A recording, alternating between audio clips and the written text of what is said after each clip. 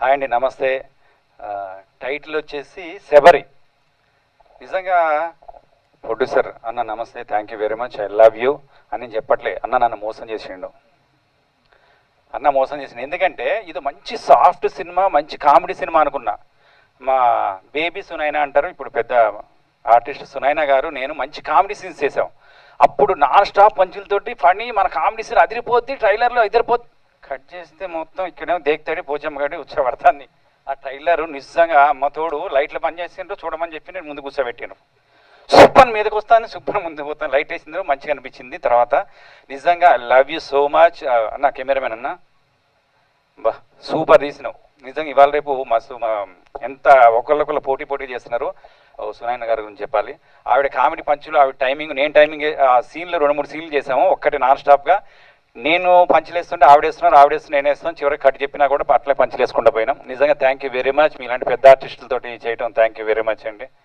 అంతే, ఓకేనా? Thank you చెప్పేసి. అదేవిధంగా వరలక్ష్మి శరత్ కుమార్ గారు, ఆవిడ హీరోనా హీరోయినా ఏం చెప్పాలి అర్థం కావట్లే. ఫైటింగ్లు చేసేస్తారు, ఎమోషనల్ చేసేస్తారు, సీరియస్. మేడంతో ఇంకో సినిమా కూడా చేశా. ఆ మామూలుగా లొకేషన్కి వచ్చిన మంచి శారీ కట్టుకొని ఇట్లా నెమ్మదిగా ఇట్లా మంచిగా హాయ్ హాయ్ హాయ్ అన్నారు. ఇక్కడ చూస్తే ఇట్లా మీదకి వచ్చేసి ఫైటింగ్లో ఇట్లా కొట్టుతున్నారు. అమ్మ నిజంగా థ్యాంక్ యూ వెరీ మచ్. మీతో చేయటం మాకు చాలా చాలా సంతోషం. ఎందుకంటే ఆ లొకేషన్లో చూస్తేనేమో అసలు ఒకవైపే చూడు, రెండో వైపు చూడాలనుకోకు అన్నట్టు చాలా సైలెంట్ హాయ్ హాయ్ హాయ్ ఇలా ఉన్నారు.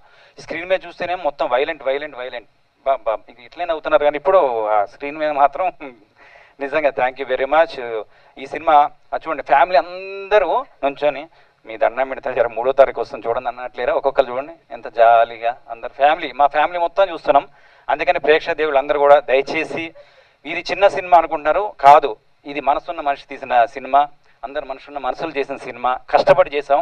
కొడైకెనాల్లో పొద్దున పోతేనేమో చలి, మధ్యాహ్నం పూట సురుమనే ఎండ అంటుంది. పొద్దునే 3-4 స్వెటర్లు వేసుకొని పోయేటండి. ఇట్లా పోయినా తీస్తేనేమో మొత్తం తర్వాత మేఘాలు ఇట్లా మేడ అన్నట్టు ఇట్లా మేఘాలు ఇట్లా తగులుకుంటూ పోయినాయి. నిజంగా చాలా చాలా కష్టపడి కొన్ని రోడ్లు కూడా సరిగ్గా లేని ప్రదేశాల్లో వెళ్ళాం. అసలు రోడ్లు కూడా చీప్ అయితే ఇట్లా పండుకొని పోయేది, ఇట్లా పండుకొని ఇట్లా పోయేది. నాయన జాగ్రత్త. వాడే హిందీలో హిందీ పాటలు పెట్టుకుని ఇట్లా పోయేటోడు, ఆడు కింద పడి మీద పడి లేపుకుండా పోయేటోడు.